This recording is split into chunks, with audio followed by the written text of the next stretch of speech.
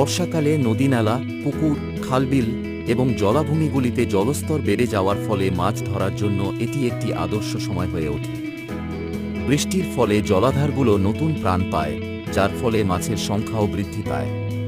এই সময় মাছ ধরার একটি প্রচলিত এবং জনপ্রিয় পদ্ধতি হল জাল দিয়ে মাছ ধরা।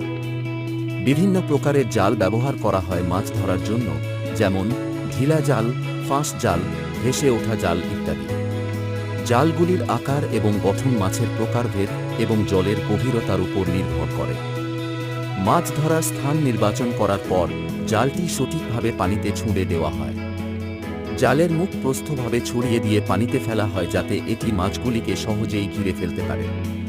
কিছুক্ষণ পর জালটি আস্তে আস্তে টেনে তোলা হয়। জালে মাছ আটকে গেলে তা সহজেই ধরা পড়ে। জাল টেনে তোলার পর জালের ভিতর থেকে মাছগুলি সংগ্রহ করা হয়।